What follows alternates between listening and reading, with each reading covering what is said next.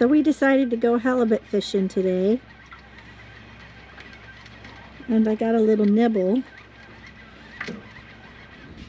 But I think we were down 300 feet, so I handed it over to my babe. What were we down about 300 feet, I think? Yeah, like 270, I think.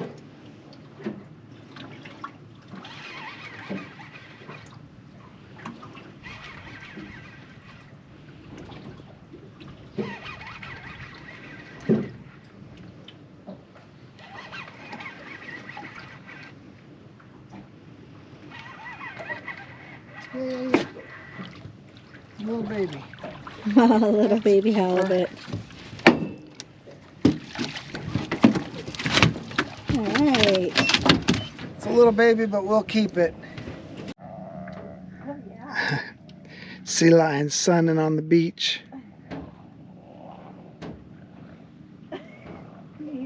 Yeah. Well, we took a couple of weeks off. We both got a little cold, and then I strained a muscle in my forearm. So we're back at it. This is going to be a little short video because we're going to leave and go pick my son up. He's flying in from Philadelphia. He's going to spend 2 weeks or 10 days up here with us. So we look forward to seeing him. And we just going to talk about what we've got to do before fall sets in 100%, because as soon as fall hits, it seems like winter has arrived. One thing we've got to do, and I'm glad my son's here, is we've got to close the garden down. We're dropping down into the 40s now, and getting up into the low 60s. Most of the time it's in the 50s. So even though we're still got some cabbage in the ground and some squash back there, but we need to start harvesting some seaweed and getting stuff ready to close her down. There's always pros and cons to everything. We've had a couple of big storms come by in the last 2 weeks, so you know, we don't like it when it's blowing 30-40 knots out here, but it also brings in a bunch of seaweed. So we're gonna get as much seaweed as we can off the beach, and we'll start clearing out the garden and putting some seaweed in the beds. Another big thing on our to-do list is we got to finish splitting some firewood for this winter. We've got a few cords cut already. We typically go through about 5 cords, but last year we got caught with our pants down. I had split 5 cords, but we blew through 4 cords before we even hit November, so, or maybe December. Long story short is we don't want that to happen again. So we've got a few cords split already, but I want to get a few more split before winter kicks in. We've got a couple of things that have been out here for a few years.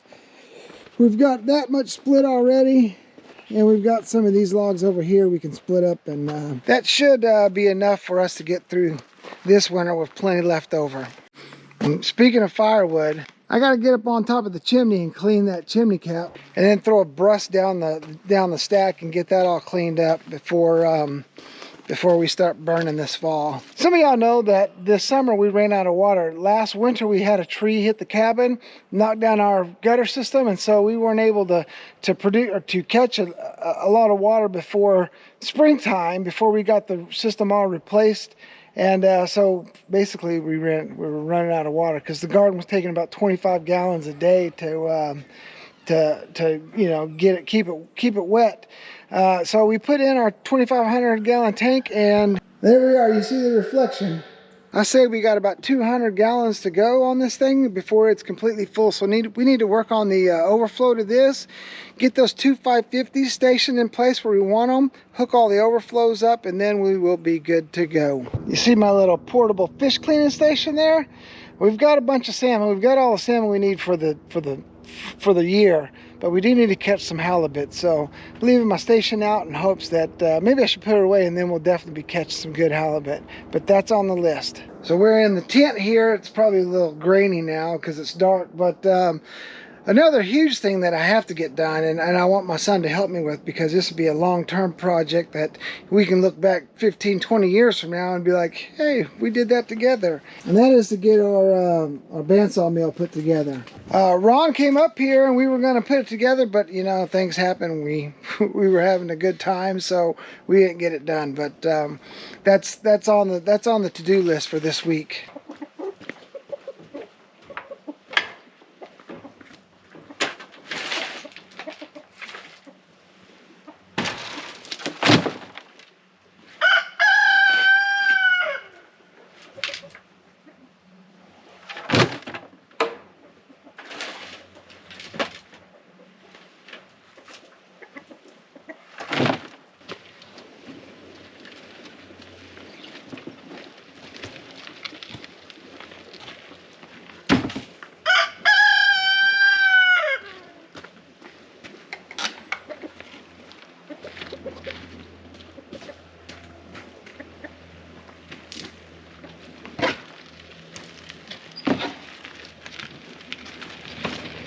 So we've been training our chickens to come to us when we get off their little snacks.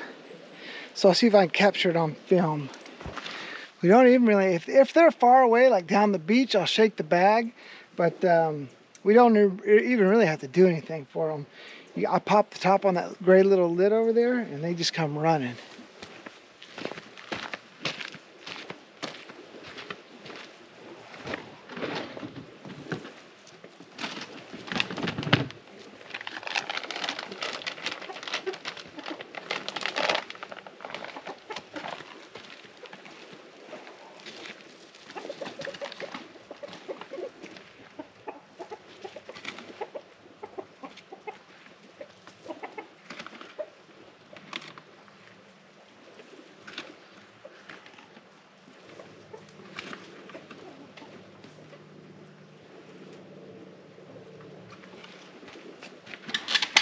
All right, well, we're gonna start getting ready to head to town. We've got some propane and a couple of fuel tanks that we need to get topped off, and we'll knock all that out while we're in town. So these are the two 550-gallon tanks that we need to get in their permanent positions, and then we can hook up the overflows to them. Well, because I said that we had some storms this last week, we pulled the boat out of the water, so let's get all hooked up and we'll go over to the other side of the island and put our boat in the water, and we can get ready to go to town. And our son flies in at 12:20, so we'll be picking them up. That's the downside of living in the lower 48 and having your parents or vice versa up in Alaska. Typically you can start off in the morning and then you're going to be getting here at night or the next day, depending on what flights you take. But yeah, there's no easy way to get here.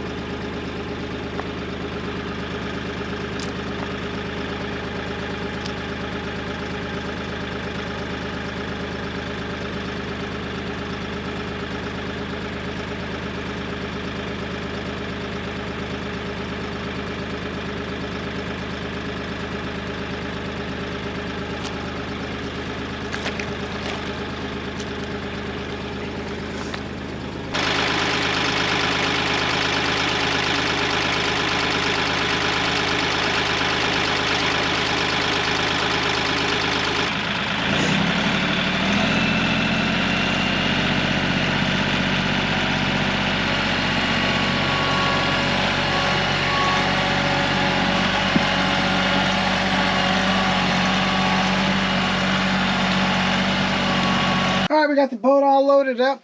Oh goodness, a little laundry in town, a little fuel, a little propane. Just got to get my lovely wife and dogs on board, and then we're headed out. All right, look out, Skipper, go on inside.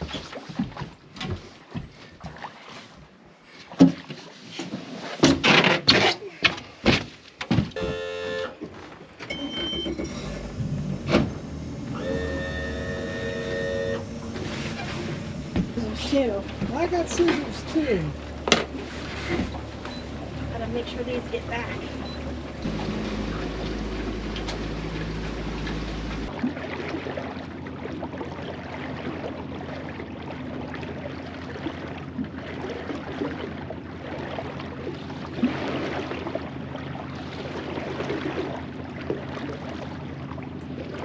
Well, that was pretty cool to see. Typically when orcas are in captivity, you'll see their dorsal fin will boop, go limp, for lack of a better term.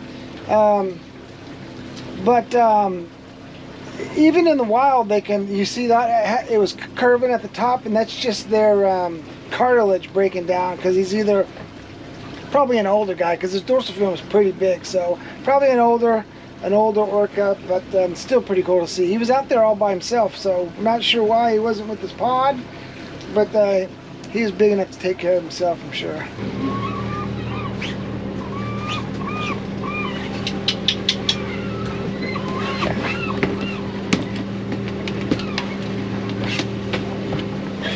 All right, we got the boat out of the water. Now let's head to my wife's mom and dad's house. All right, we're here at the airport.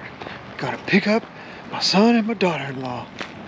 Oh, wait, I didn't get out. Hello, how are you? Good, how are you? Oh, good. So good to see both of you. Oh my goodness. Oh, was it a long day? Oh yeah. You want to know what time it is in Philly right now?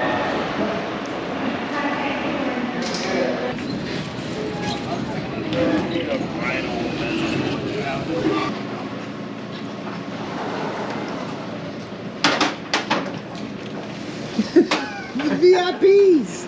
VIP treatment. All right, we're downtown Juneau. We're gonna take our son and Ashley to our favorite place to eat in the summertime, and that's Deckhand Dave. Psst, Phoenix. Oh, you're good. Sorry. I'm so sorry. I'll do the free fish sampler. Can I get 2 of the halibut tacos without the cabbage? Yeah. Spicy or mild on yours? Mild.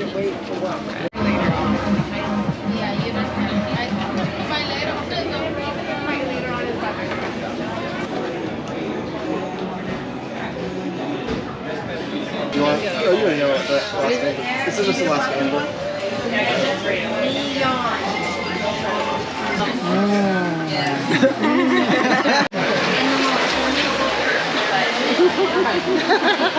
So we brought the kids out to check out the glacier to see if there was any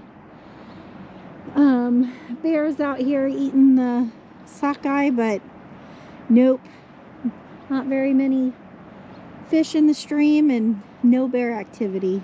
What do you guys think? It's a beautiful area as always, but again, it's one of those things where just you miss it by like just a few weeks. Like just 2 weeks ago, there was 400 fish in that river. They had a little catalog where you can see how many was there, how many was alive, and how many was dead, and we just missed that cutoff. But this is the point where they've all bred, and now it's the time to go.